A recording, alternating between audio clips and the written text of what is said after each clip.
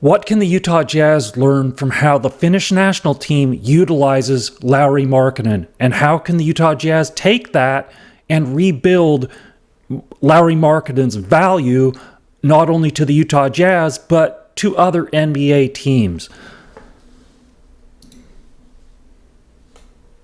Time here for Finland to float forward. Robertson looking to go coast to coast. Three-point shot. Oh my word! Magic Markkanen up off his feet, and so too are the Finn fans. We see you, Lauri. That's a buzzer beater for the ages. Jazz Smack, NBA and Utah Jazz basketball.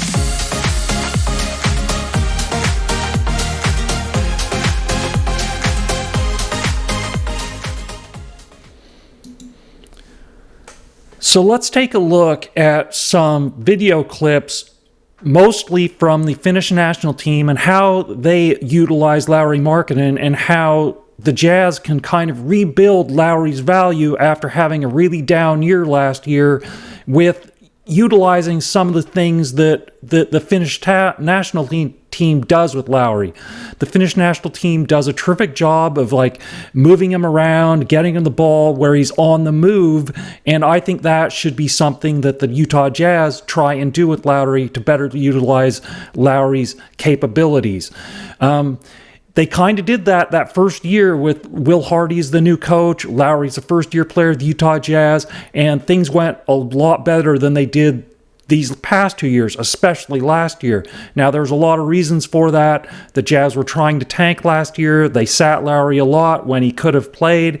There was also the issue with point guard play, and the Jazz, obviously, that very first year, they had Mike Conley as the point guard. They had Kelly Olynyk is a really skilled passing big. So they had a lot of things around Lauri that helped Lauri. And then they moved that second year, they moved on to Keontae George and tried him at the point guard position. He's not a point guard. And then last year they had a rookie point guard in Isaiah Collier. And so, you know, Lauri has been faced with some difficulties there that aren't all up to him. And so his numbers naturally were down a bit. But let's look at how the Finnish national team utilizes Lauri and what the Jazz should do in order to better utilize Lauri and rebuild his value as a basketball player. Because still, Lauri is a terrific asset that the Jazz have, but he's now on a huge contract, so he needs to put up better numbers in order to have value to other teams. So let's take a look at a number of video clips and go from there. This very first one we are going to look at is a video clip of the very first year where Lauri played with the Utah Jazz. And again, all these video clips I'm going to look at, Lauri is on the move. He's getting the ball where he's on the move. They're not stationary situations where he's just getting the ball above the three-point line to shoot a three. He's not just being given the ball in an isolation case and saying, okay, Lauri, you go make your offense, go create your own offense. No, these are all situations where Lauri is being given the ball when he's on the move. So let's take a look at this first one with the Jazz from that very first season. In Houston, it kind of takes an advantage away from of your defensive effort, right? Who created it, yeah. Markkanen slashes and hits. Got the hot hand, baby, all night long. Yes, sir. Feed me. So that was a terrific play. Lauri, they got a switch on a pick. Lauri came off. He received the ball. He was able to get in the lane and just easily jump up over the top of Jalen Green for a simple jump shot. And that was a terrific play, and that's the type of play that we need to see more of in this coming season in order to elevate Lauri's numbers to where they were, closer to where they were in that first season with the Jazz, where he had an all-star year rather than last year and even the year before that. Last year, the numbers were really down. We're going to look at those numbers later after we get done looking at all these video clips. We're actually going to look at all of his numbers with the Utah Jazz and also that contract. Lauri is now on a 4-year, really high dollar contract. for the next 4 years. So in order to play into that contract and actually justify that big of a contract, he needs to revert back to where he was that first year with the Utah Jazz. So let's take a look at a bunch of video clips from his time with the Finnish national team and the different things that they were doing to get him the ball while he's on the move and where he can easily just finish plays rather than worrying about doing a lot of dribbling and ball handling. Let's look at the first one. Israel ahead as he hits the second of two. Markkanen, can he get going again? He can. Almost a Houdini move with such little space. Again, that's the... With all of that intense defense from... So here, Lauri was able to, he came off a rub screen, kind of, he was above the three-point line at the top of the key, and he came off a rub screen, got his man trailing him, got the ball into the lane as he was going towards the basket, and was able to finish with a layup. You know, a terrific play. It makes it easy for him. Yes, you have to have guys that can make those passes, but it's nice to see him coming off and getting the ball on the move. So let's look at the next clip. Of the game. Madsen, nice pass. Markkanen slicing through and scoring again. So here Lauri's coming from the left to the right. He came off a curl through the lane. He received the pass and he was able to get right to the basket for an easy finish. Simple. Really nice play. Let's look at the next one. And the pass sends it down. Oh my God. I mean, That does not seem possible. That was one of the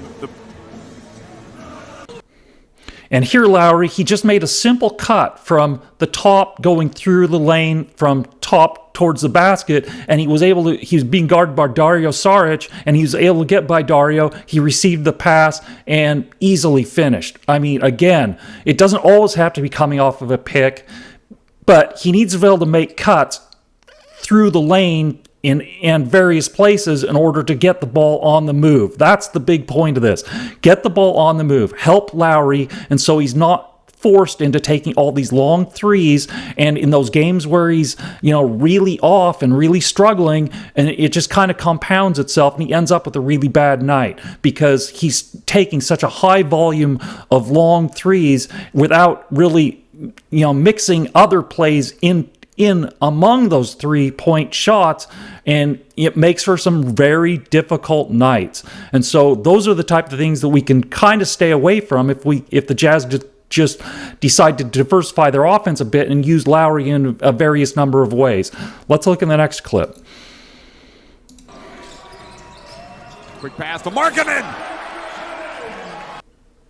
And here Lauri came off of a kind of a rub screen going to the baseline. He received the pass from the top of the key. As he was going baseline, he was able to easily finish with a dunk.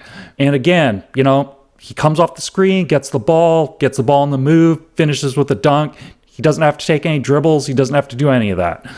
Let's look at the next clip. From Smith. Clearly, they're trying to prevent Markkanen from taking over. He takes the foul.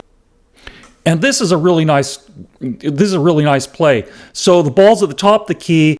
Lauri comes off kind of a rub screen, and he gets into the lane with the guy kind of on his back. The ball goes to the wing. The wing player feeds it to Lauri after Lauri has the guy really pinned in a disadvantaged position, the guy who's guarding him. So Lauri, with his size, you know, Lauri's going to have plus size in terms of height against most of the guys that he's matched up against at the 4, or, you know, when he's playing spot minutes at the 3.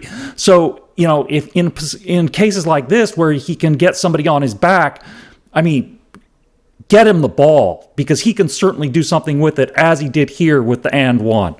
Let's look at the next clip. Madsen in the game as well. Gets with the Markkanen. Again, here Lauri is going down the center of the lane. He receives the pass. He's able to get to his left hand and easily finish with a layup. You know, a really nice, simple play where he really doesn't have to do anything other than worry about finishing. Let's look at the next one. Here's Markkanen. He catches it. He goes up for the dunk. And here Lauri's coming off of a curl at around the 3-point line extended from the elbow. He gets the ball, he drives the lane in for the dunk. I mean, simple, yet very effective. Let's look at one more. Great catch from Markkanen. And this really shows Lauri's athleticism. Lauri, he's in the lane. He's going from left to right through the lane. He receives the pass with his right hand, and he never touches the ball with his left hand, and then he finishes with the right hand. This shows his coordination, athleticism. You know, Lauri is very skilled for somebody his size. He's very athletic for somebody his size. And the Jazz definitely need to better utilize this because he's still a big-time asset that the Jazz need to treat like a big-time asset. I mean, he's now, let's look at his contract really quick, but he's now making $46 million this coming year, $46 million a year after that. In 27-28, he'll be making $49.8, and then 28-29, he's going to be making $53.5. So those are huge numbers. That's $200 million over the next 4 years. And so the Jazz, in order to not only increase his value for the Jazz themselves, but for other teams somewhere down the line in that contract, the Jazz need to rebuild his value. And I think the best way to rebuild his value is get him the ball in easier position and kind of diversify the game that he is going to play rather than just have him shoot so many threes. That first year was really decent, what they did with him. And he was an all-star, and he averaged 26 points a game. That's what they need to do more of. They need to revert to that rather than do what they did last year. That's my contention. So let's look at the actual statistics for Lauri over his career. Another thing that Lauri needs to do in order to rebuild his value, you know, he's on a $200 million contract now. He's no longer on a value contract. $50 million a year is not a value contract. Lauri has not been a durable player in his career in terms of games played. You know, a typical NBA season has 82 games. Lauri has not come close to playing a full season of games to this point in his career. He's just not. He's missing a lot of games. Not a few games. He's missing a lot of games. Like, he's missing 30% of his games that he could have played. I mean, that's a huge thing. And the past 3 years, we'll look at the time with the Jazz coming up. You know, he's missed a lot of games with the Jazz. So let's just start out with his rookie season in Chicago. In his rookie season in Chicago, he played 68 games. The following year, he played 52. The year after that, he played 50. The year after that was Chicago. His final year in Chicago, he played 51. The year in Cleveland, he only spent 1 year in Cleveland. He played 61 games. The first year in Utah, that All-Star year, he played 66. The second year in Utah, he played 55. Last year in Utah, he played 47. So he's obviously, for a guy making $50 million a year, this is another thing that's going to scare teams away, you know, in terms of asset. I mean, this could certainly get a GM fired if you trade for a guy who has 2 or more years left on his contract and he's making $50 million a year and then he doesn't play. That's certainly, that could end a GM's career because that $50 million kind of limits you in terms of roster construction too, with one guy making so much money and not producing, not even playing games, let alone producing at a high efficiency. So those are problems. Now let's look at the statistics of Lauri Markkanen that he put up with the Jazz. That first year, that All-Star year, he played in the 66 games. He played 34.4 minutes per game. He shot 49.9% overall field goal percentage, which is a terrific number for Lauri Markkanen. The three-point percentage that year, 39.1, also a terrific number. Free throw percentage, he's always been a good free throw shooter. That year, that All-Star year, he shot 88% from a free throw line. Now, he also got 8.6 rebounds per game that All-Star year, which is a high number for Lauri. Really solid. So he averaged 25.6 points per game that year as well. So again, his field goal percentages were great. 3-point percentage was great. Free throw percentage was great that year. And he also scored 26 points a game while getting 8.6 rebounds. That was a phenomenal year, and there was a good reason why he was on the All-Star team that year. The next year, that second year, where Keontae was the point guard, Lauri's minutes per game went down slightly by 1.3 minutes per game to 33.1 minutes per game. His field goal percentage dropped 2 percentage points to 48. His three-point field goal percentage was still very high at 40. His free throw percentage, again, was still very high at 90. His rebounds dropped slightly by 0.4 per game to 8.2, and then he scored 23.2 points per game. And so that was a drop of 2.4 points per game from the All-Star year. So again, his numbers in that second year did go down, other than the 3-point field goal percentage, which went up very slightly. His numbers went down across the board. They declined. But that brings us to last year, which things kind of really went south. And obviously there were a lot of factors with that, with the Jazz deliberately tanking and sitting him out and another rookie point guard and all those things. But last year he only played in 47 games. He only played 31.4 minutes per game, which again, that's a drop of 3 minutes per game from his All-Star year. His field goal percentage dropped dramatically. His overall field goal percentage dropped to 42.3% from the previous year of 48. So that is just an enormous drop in efficiency. And again, his three-point percentage, an enormous drop. It dropped to 34.6 last year from the previous year of 39.9. Wow, amazingly huge drop. And another thing, his rebounds dropped from 8.2 last year to 5.9. That is just a huge drop in rebounding for minutes per game that dropped by 1.7, but his rebounds go from 8.2 to 5.9. Lauri has to rebound better than that. He has to rebound better than that. And his points per game last year were 19. So again, his numbers have dropped, and last year was really a down year for Lauri, and obviously it was a difficult year for the Jazz since they were trying to lose all those games.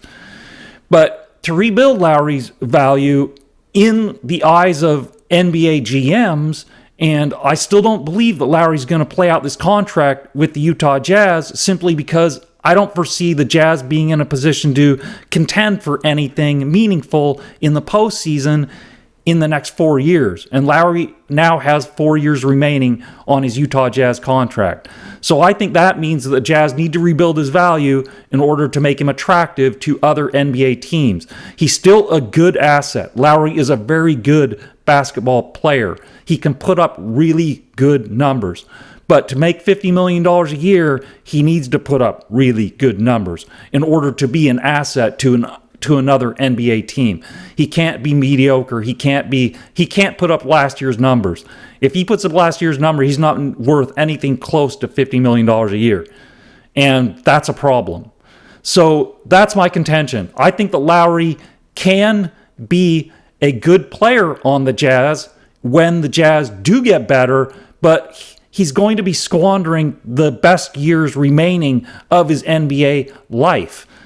Of his basketball life. If Lauri, the player, wants to play for something meaningful in the postseason, it's going to have to be with another team. Lauri has yet to make the playoffs as an NBA player. It would seem like it would be better for Lauri to go elsewhere, and it would also, at some point, the Jazz need some better veteran leadership. But they don't need the veteran leadership for an entire 4 years. And that's where I think the Jazz can rebuild his NBA value so that he has value to other teams, and that he will be placed in a situation where where Lauri Markkanen, the basketball player, can actually play for something in the postseason. So I think that's what the Jazz should do. I think the Jazz should take what the Finnish national team is doing with him and moving him around, getting the ball on the move, and do that to rebuild his value as an NBA basketball player. That's my contention.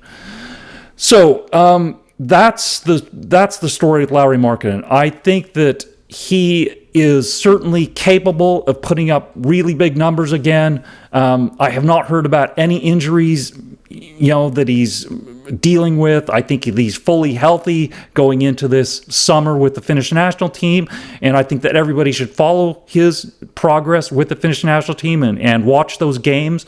There has to be a way to stream those online, so I encourage everyone to do that, because certainly those will be, if Lauri has a big season with Finland, which I think he will, that's really a big springboard, a good springboard into next NBA season with the Jazz. And hopefully that puts him on a better place than how he finished last year. So that's the premise. And I am looking forward to watching Finland play in the FIBA games this summer. I think it's going to be really interesting. So we ask those that are watching on YouTube to please like, share, and subscribe. And you can also follow us on Jazz Smack on X at Jazz Smack. And we will talk to everybody later.